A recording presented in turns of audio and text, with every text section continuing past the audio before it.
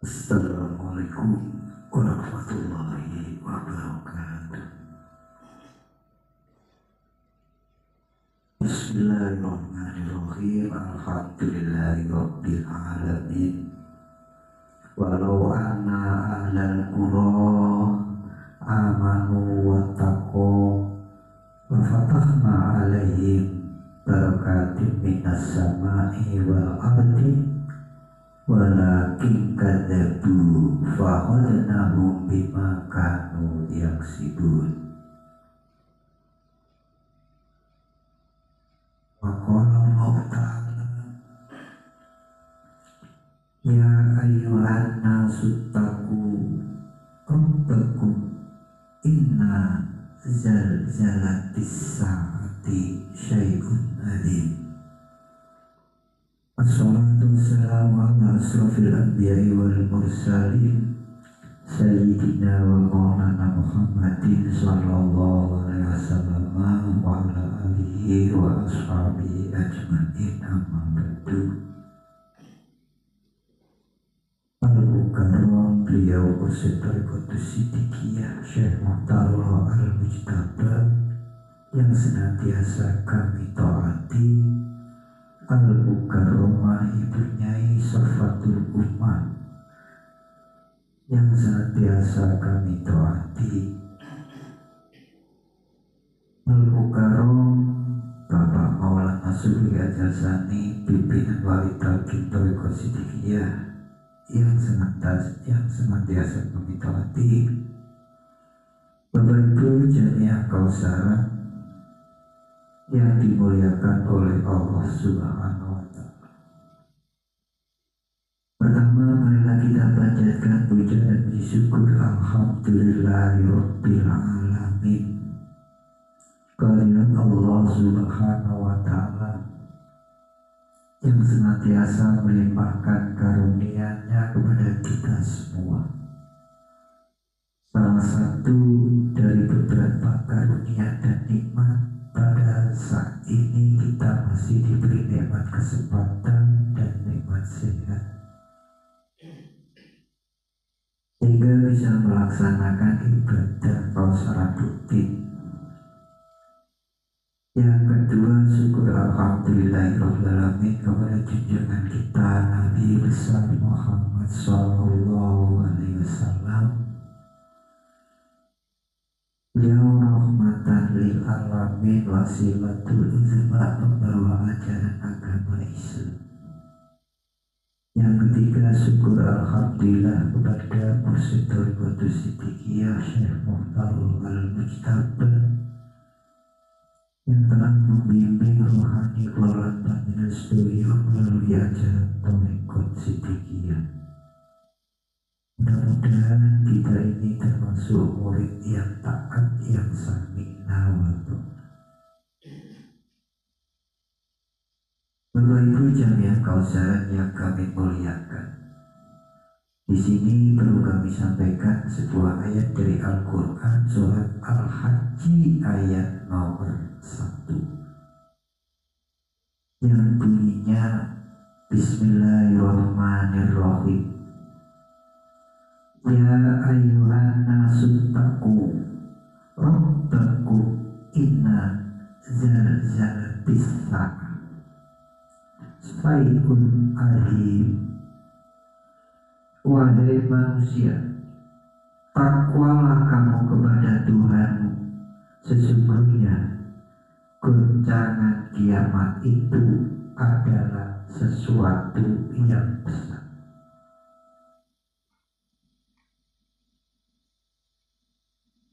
Bapak Ibu yang dimuliakan oleh Allah, di dalam ayat surat Al-Hajj ayat nomor 1 ini ada kalimat sa'ah atau sa'ati.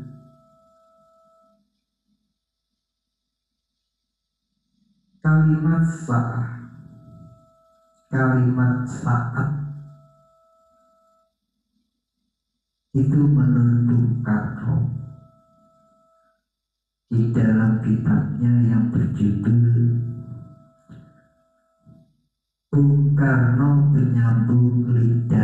Rakyat Indonesia, halaman 316, terbit tahun 1966.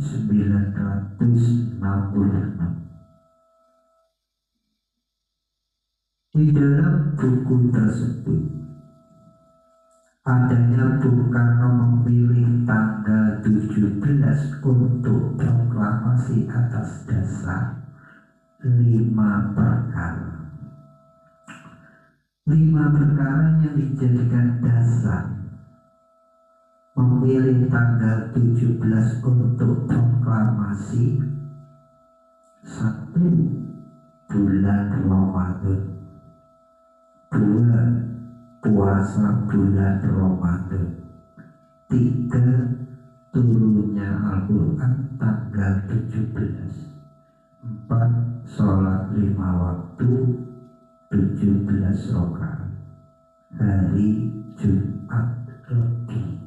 Jadi 5 perkara inilah yang dijadikan dasar untuk memilih tanggal 17 untuk proklamasi kemerdekaan bangsa Indonesia. Jadi turunnya berkat Allah, rahmat Allah pada bangsa Indonesia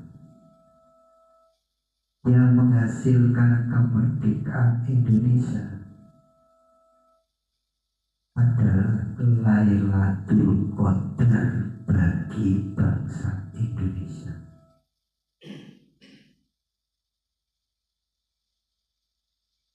Perkara yang dinamakan rahmat dan barokah itu, ini perlu kita pahami. Masalah rahmat dan masalah barokah di dalam kitab Al-Mufrad dan Al-Fadil Quran halaman 196 diterangkan anna rahmatan minallahi in'amun wa ifdol.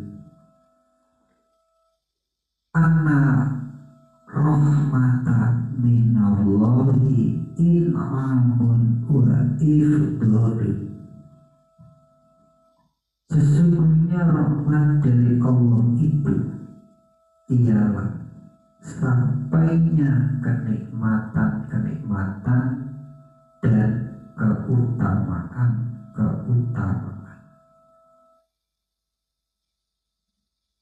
Kemudian yang dinamakan barokah. Wal barokatu subutul khairi ilaihi fi syai'in. Yang dinamakan barokah itu ialah tetapnya kebaikan Tuhan terhadap sesuatu.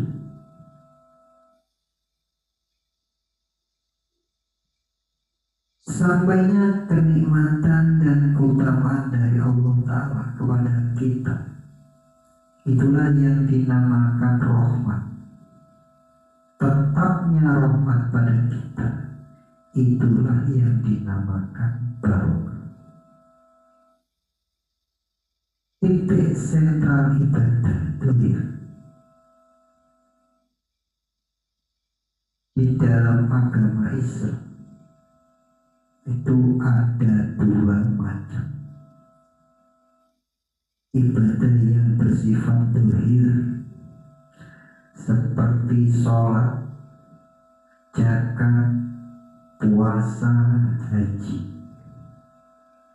Ibadah yang bersifat batin seperti sabar, tawakal, khusyuk, ikhlas, dan lain-lain. Titik sentralnya ibadah zahir di dalam Islam ialah sholat 5 waktu, dan tiap-tiap sholat mesti diakhiri dengan kata-kata rahmat dan barokah, yaitu Assalamualaikum warahmatullahi wabarakatuh. Manunggalnya keimanan dan kemanusiaan. Rasulullah sallallahu alaihi wasallam dawuh, la dina liman la sholata lahu wa mawdi'u sholata minad dini kamawdi'ir ra'sa minal jasadi. Bersabda Rasulullah sallallahu alaihi wasallam, tak ada agama bagi orang yang tidak sholat, dan kedudukan sholat dari agama seperti letak kedudukannya kepala dan tubuh manusia. Berpikir atas landasan hadis, berpikir di atas landasan hadis ini, kita dapat mengerti bahwa agama Islam itu seperti wujud manusia. Wujud manusia tersusun dari dua dan ruhul insan dan jasadul insan. Begitu pula Islam tersusun dari dua unsur, ruhus Islam di jasad Islam. Jasadul insan tersusun dari organ jasad manusia. Begitu pula jasadul Islam tersusun dari organ jasadul Islam. Di antara organ tubuh jasadul Islam itu ialah kepala, dan menurut hadis Nabi, sholat itu seperti rasul insan. Jadi kedudukannya menjadi rasul dinil Islam.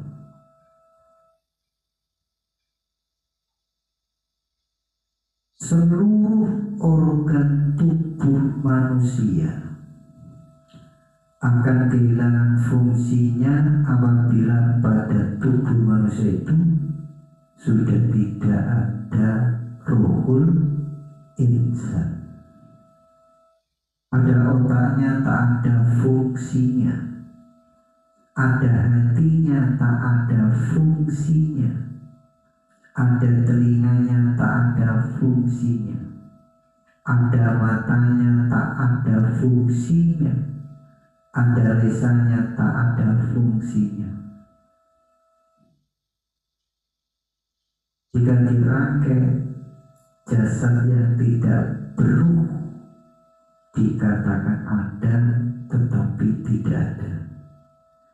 Yang dapat mencintai kita sudah tidak ada. Untuk apakah jasad tanpa ruh? Oleh karena fungsinya tidak ada, maka segera cepat-cepat dikubur. Jadi santapan cacing, jadi santapan ulat. Begitu pula jasadul Islam tanpa ruhul Islam, maka seluruh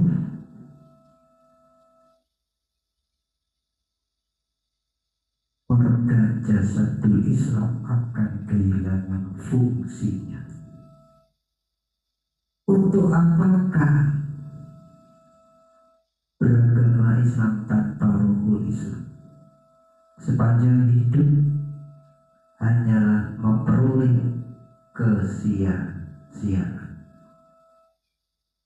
Seluruh organ jasad insan dapat diketahui oleh mata manusia, tetapi ruhul insan gaib tidak dapat diketahui oleh mata manusia.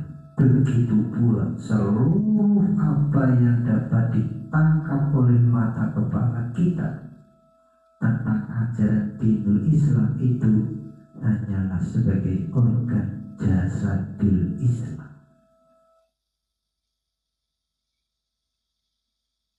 Dinul Islam itu hanya sebagai organ jasadul Islam.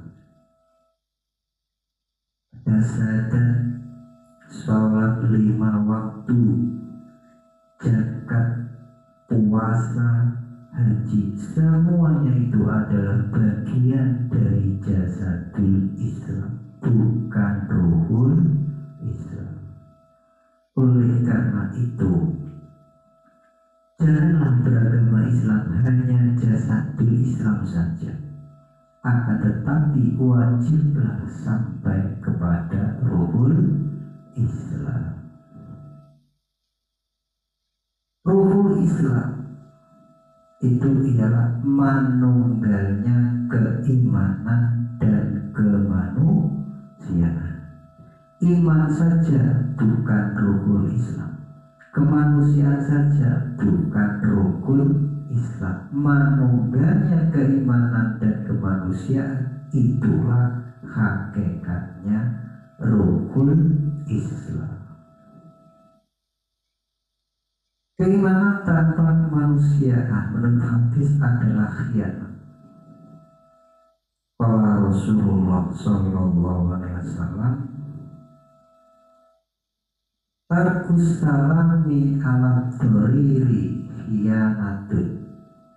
Bersabda Rasulullah sallallahu alaihi wasallam, meninggalkan doa keselamatan pada sesama manusia di waktu muda adalah khianat.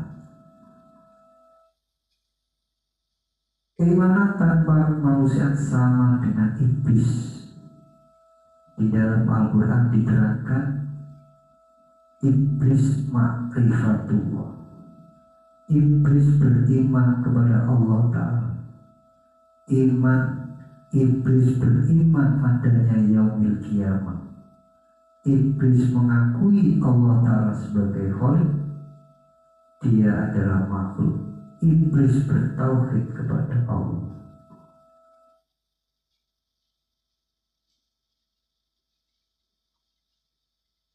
Kata iblis dalam Al-Quran, khalaqtani min nar, engkau menciptakan aku dari api. Qala rabbi fa'tirni ila yaumi yub'atsun. Berkata iblis, ya Tuhanku, tangguhkanlah hidupku sampai hari kebangkitan.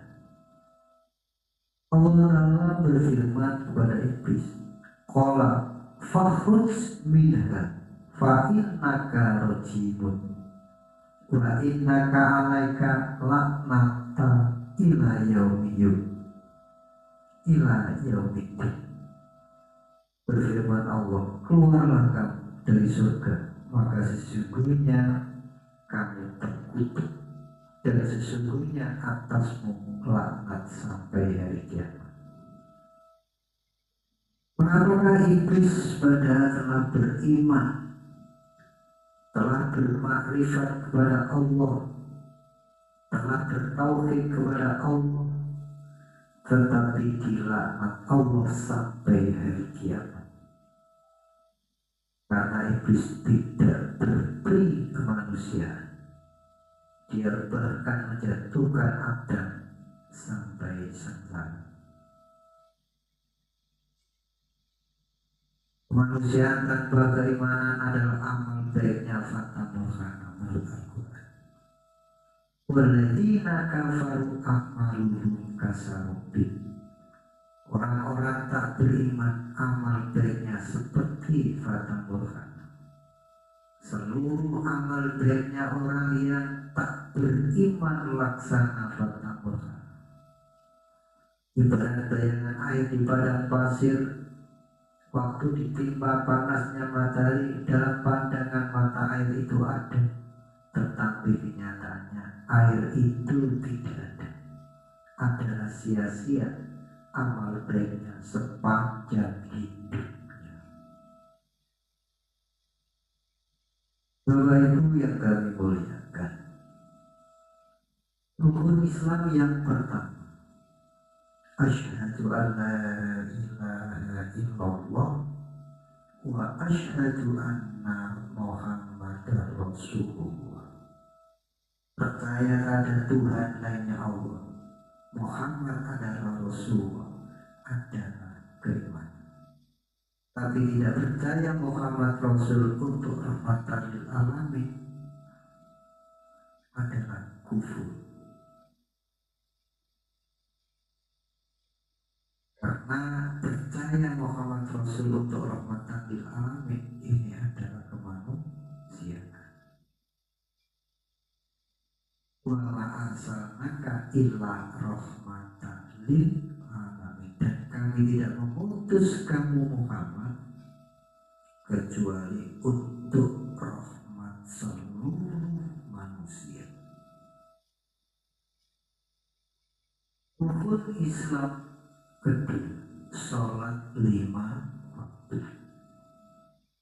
Rukun Islam kedua, sholat 5 waktu. Sholat adalah ibadah yang diawali dari takbiratul ihram dan diakhiri assalamualaikum warahmatullahi wabarakatuh. Dari takbiratul ihram sampai tahiyat adalah keimanan. Assalamualaikum warahmatullahi wabarakatuh adalah mendoakan selamat, rahmat, barokah kepada masyarakat, baik masyarakat kanan maupun masyarakat kiri. Artinya kanan ashabul yamin golongan yang baik, ashabus shimal kiri golongan manusia yang kurang baik. Menengok ke kanan dengan membaca Assalamualaikum warahmatullahi wabarakatuh, mendoakan orang-orang yang baik, mudah-mudahan tetap kebaikannya. Mengucapkan Assalamualaikum ke kiri artinya mendoakan selamat kepada orang-orang yang tidak baik agar tetap selamat di dalam meninggalkan keburukannya.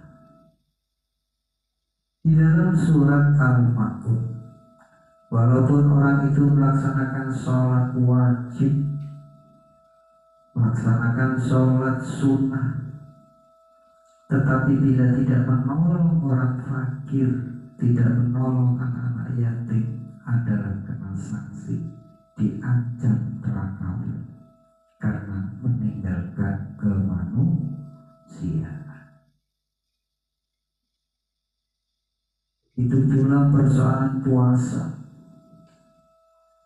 Puasa Ramadan. Qala Rasulullah sallallahu alaihi wasallam, sahur Ramadana mu'allaqun baina samai wal ardi wa la yunfa'u ilallahi illa bi zakatil fitri. Bersabda Rasulullah sallallahu alaihi wasallam, puasa Ramadan digantung antara langit dan bumi dan tidak dinaikkan kepada Allah kecuali dengan zakat fitrah. Puasa Ramadan adalah keimanan, zakat fitrah adalah kemanusiaan. Begitu pula persoalan haji. Aman fardu fihi al-haji fala rafasa wala fusuqa wala jidala fil haji. Maka barang siapa yang azam melaksanakan haji di dalam bulan haji, maka janganlah berbuat maksiat, janganlah berbuat fasik, janganlah bertengkar di dalam melaksanakan haji. Masalah ibadah haji adalah keimanan. Jadi masalah ibadah haji adalah masalah keimanan. Dilarang maksiat, dilarang fasik, dilarang bertengkar adalah masalah kemanusiaan. Begitu pula persoalan syukur. Dalam hadis diterangkan, man lam yaskurin nasa lam yaskurillah. Barang siapa yang tidak bersyukur kepada sesama manusia, tidak bersyukur kepada Allah. Syukur kepada Allah adalah keimanan. Syukur kepada sang manusia adalah soal kemanusiaan. Begitu pula hal kasih sayang. Man la yarhamil nasa la yarhamullah. Barang siapa yang tidak kasih sayang pada sesama manusia, Allah tidak akan kasih sayang kepadanya. Yarhamin nas adalah kemanusiaan. Walaupun sholat, zakat, puasa, haji, bila tidak yarhamin nas, tidak akan mendapat kasih Allah. Begitu pula persoalan hubungan. Hablum beribat alaihi bufillatu ainama sulihu illa bihabli minallahi wa habli minannas. Ditimpakan atas mereka kehinaan di mana mereka berada, kecuali berhubungan pada Allah dan berhubungan kepada sesama manusia. Hablum minallah adalah keimanan, hablum minannas adalah kemanusiaan. Bapak Ibu yang kami muliakan, jumlah surat di dalam Al-Quran itu ada 114 surat. Penutup surat Al-Quran ialah surat An-Nas, artinya surat manusia. Ayat 1, Qul a'udzu birabbin nas. Ayat 2, Malikin nas. Ayat 3, Ilahin nas. Seluruh kejahatan yang diterangkan di dalam Al-Quran terhimpun dalam yuwaswisu, bisikan jahat dalam hati. Untuk melindunginya, a'udzu, di dalamnya manunggal keimanan dan kemanusiaan. Rabbin nas, Malikin nas, Ilahin nas. Jadi perlindungan diri dari kejatuhan martabat manusia ialah manunggalnya keimanan dengan kemanusiaan. Jadi keimanan dan kemanusiaan itu adalah persoalan yang prinsip yang harus kita lakukan di dalam hidup ini agar posisi manusia itu tetap tidak bergeser. Allah Ta'ala posisi di atas, manusia di tengah, seluruh alam ada di bawah manusia. Jika manusia itu tidak melakukan dua hal ini, keimanan dan kemanusiaan, maka hidupnya akan bergeser sama dengan yang di bawahnya manusia. Hadirin Bapak Ibu yang kami muliakan, mudah-mudahan membawa manfaat walaupun sedikit. Saya kira cukup apa yang perlu kami sampaikan. Mohon maaf atas segala kekurangan. Sekian, akhir kalam. Wassalamualaikum warahmatullahi wabarakatuh.